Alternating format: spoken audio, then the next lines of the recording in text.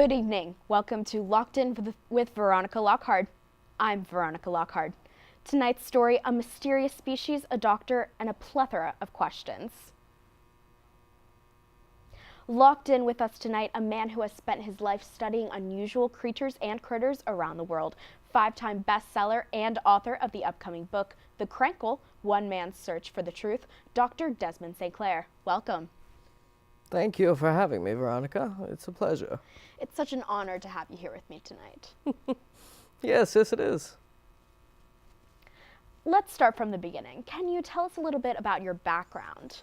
I was born on a humble snake farm in Florida, where I grew to appreciate the grotesque and unusual aspects of different specimens.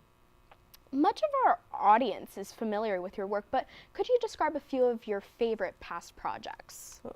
Though my Australian guides assured me I would die instantly, I quite enjoyed the experience of injecting platypus venom directly into my bloodstream. Another favorite would be the writing of my previous book, Created Cultures of Temple University, where I studied the behaviors of the easily startled tiny hat skaters, the fashion of Tyler students who insist that clogs are not hideous, and the diets of fraternity members who seem to subside only on Miller Lite and Richie's. My personal favorite. How did your research on the newfound Krankle begin? On the fateful night in which I first encountered the Krankle, I was walking my Borzoi Nero, and we passed the clearing known to students as Narnia. I spotted the Krankle hunched over, gorging itself on what appeared to be Velveeta cheese. Why did you take such an interest in this creature? There is no threshold to contain my interest and excitement for the unusual. Never have I, in my storied career, encountered a creature as elusive and intriguing as the Krankle. We went back to the scene to see where Dr. St. Clair encountered this fascinating creature. We are here on the scene with Dr. St. Clair, where he is going to walk us through the night of the sighting of the creature. Let's begin. So, Dr. St. Clair, please walk us through the night of the incident.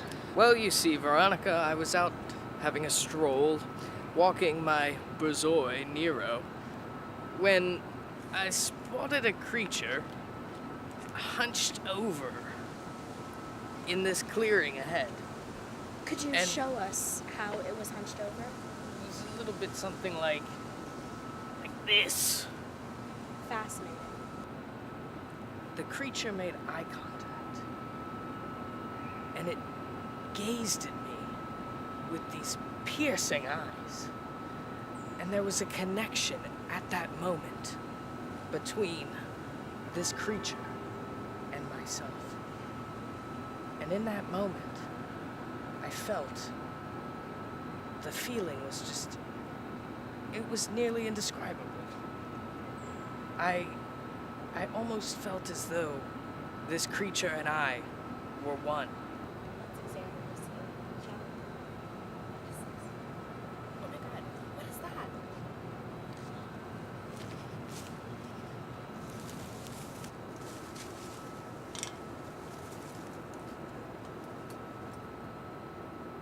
Damn it. Saluted me once more. So, I understand you've brought in an illustration of the creature. Yes, I have. As you can see, I'm no artist, but I had to act quickly after the encounter, so as not to forget his hulking form. I retreated to my condo, where I found inspiration in a bottle of Merlot. Has anyone else seen this illustration before? No. But they have seen the creature. Well, we actually sent our field reporter, Renee Dubois, to the streets with the illustration to see if Temple students on campus have ever encountered the creature. Hi, I'm Renee Dubois, and today we're on Temple University's campus to see if any of the students have seen Dr. St. Clair's creature in action. Let's go. Have you seen this creature? What? No, that's crazy. Have you seen this creature? I don't think so. Have you heard of the Krankle? No. Give me that. Yeah, I've seen this creature. There's a professor and there's a foreign exchange student that stands over there on campus. The foreign exchange student smokes a lot of cigarettes, stupid little glasses, just talks out of his mouth all day about this creature, and it pisses me off. Oh yeah, I've seen it. The monster? Yeah, it's like a big dingo-looking creature. Terrifying. Makes me think about the old dingoes that eat babies and stuff. Well, I shouldn't say that, you know, that's people's lives. It's not funny. But yeah, it smells too, like an old ewe. You left on the farm too long, you know you're not going to touch the ewe because it's like smelly and old, but like terrifying. The monster is. Yeah, people think I'm crazy. I'm not crazy. Well, there you have it. Only one questionably insane person has seen the creature. This is Renee Dubois signing off. Thank you, Renee, for that intriguing segment. Now, Dr. St. Clair, after seeing this footage, how do you feel about the awareness of the creature around campus? Those people are liars.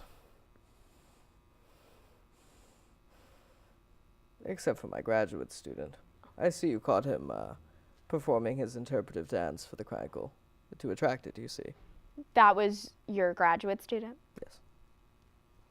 Anyway, we've mentioned your upcoming book earlier. I wanted to dive deeper into the research, so you allowed us into your office to take us through your process. Let's take a look. Dr. St. Clair, please. What have you discovered about the species? It has an indistinguishable shape, but it is covered in hair. But by far the most intriguing feature of the creature is its piercing red eyes. Where are they populated?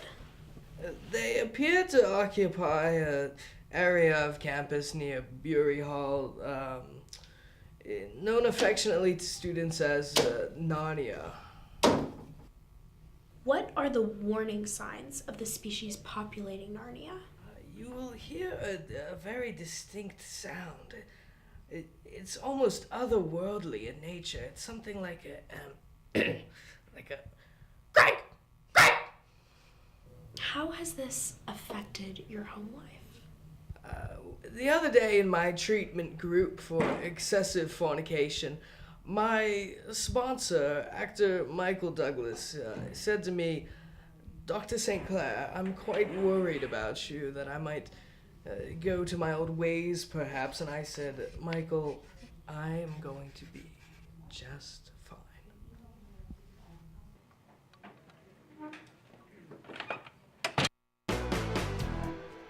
So, Dr. St. Clair, what's next for you?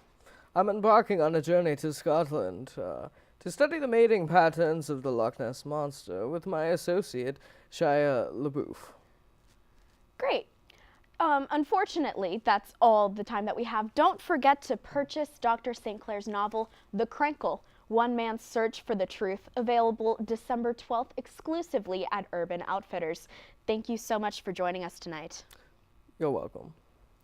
Next week on Locked In, a closer look into Russell Conwell. Alive?